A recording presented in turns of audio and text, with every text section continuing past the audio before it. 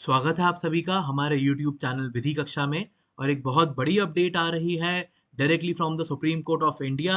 और वो रिगार्डिंग है एमपी सिविल जज के एग्जाम में नया एक जो रूल लागू करा गया था by the MP high court कि भाई आपको आपके पास या तो 3 साल का एक्सपीरियंस हो वकालत का, या फिर आपकी जो परसेंटेज है BA LLB में या LLB में वो आपकी 70% से ज़्यादा होनी चाहिए। उसके अगेंस्ट में एक रिट पिटिशन फाइल करी गई थी सुप्रीम कोर्ट ऑफ इंडिया के अंदर।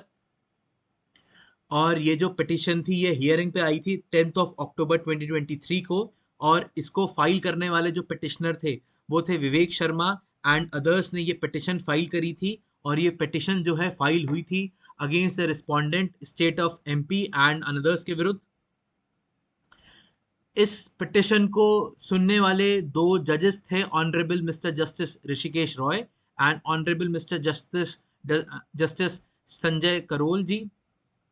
अब इसमें मेन जो मुद्दा एक जो उठाया गया था बाय द पिटिशनर्स कि भाई ये वाली जो पिटिशन है ये डायरेक्टली वो आर्टिकल 32 ऑफ द कॉन्स्टिट्यूशन के अंदर सीधे सुप्रीम कोर्ट ले आए थे। उस पे ऑनरेबल सुप्रीम कोर्ट का ये मानना था कि भाई ये जो पिटिशन है ये डायरेक्टली सुप्रीम कोर्ट में आनी नहीं चाहिए थी, इसको सुप्रीम कोर्ट के द्वारा एंटरटेन नहीं करा जाना चाहिए था। लेकिन जब ये कंटेंशन रेज किया बाय द ऑनरेबल जजेस तो यहाँ पे देखिए मेंशन भी है। ऑल दो, यहाँ पे पॉइंट नंबर 2 देखिए, although we had pointed out to the learned counsel that the petitioners may not persist with a writ petition filed under Article 32 of the Constitution.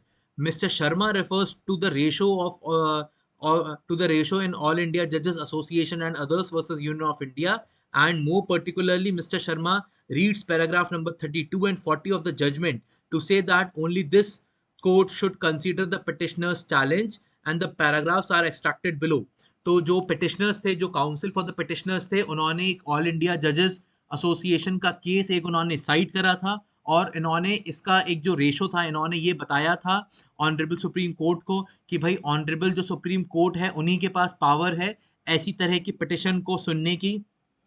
लेकिन जो ऑनरेबल सुप्रीम कोर्ट थे, honourable Supreme court ने बोला, यहाँ पे देखिए point number 4 में, that we have considered the aforesaid submissions of the learned counsel and are quite certain that the writ petition under Article 32 of the Constitution need not be entertained only because of the two aforesaid contentions raised by the learned counsel. तो माननीय सर्वोच्च न्यायालय ने इस petition को अभी के लिए सुनने से इनकार कर दिया है। अब उन्होंने इस रिट पिटिशन को डिसमिस करा है।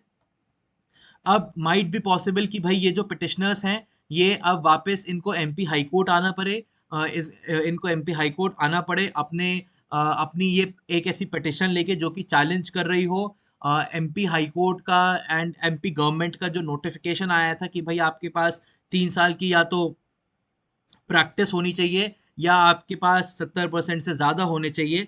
अब अभी के लिए तो सुप्रीम कोर्ट ने इसको सुनने से इनकार कर दिया है। अब देखते हैं आगे क्या होगा जब ये हाई कोर्ट में जाते हैं, जब ये एमपी हाई कोर्ट जाएंगे अपनी इस पिटिशन को लेके, तब देखते हैं क्या होता है। तो अभी के लिए एट प्रेजेंट एमपी सिविल जज के लिए जितने भी एस्पिरेंट्स हैं एमपी सिविल जज में जो अपीयर होना चाहते हैं उनके लिए ये एक बहुत बड़ी न्यूज़ है कि as of now supreme court ने इनकी इस पिटिशन को सुनने से इनकार कर दिया है। अब जैसा भी डिसीजन ऑनरेबल हाई कोर्ट करेगा इस पर्टिकुलर पिटीशन में वैसा हम आपको अपडेट करेंगे। सो तब तक के लिए keep watching our YouTube channel Vidhi Kaksha. Thanks a lot.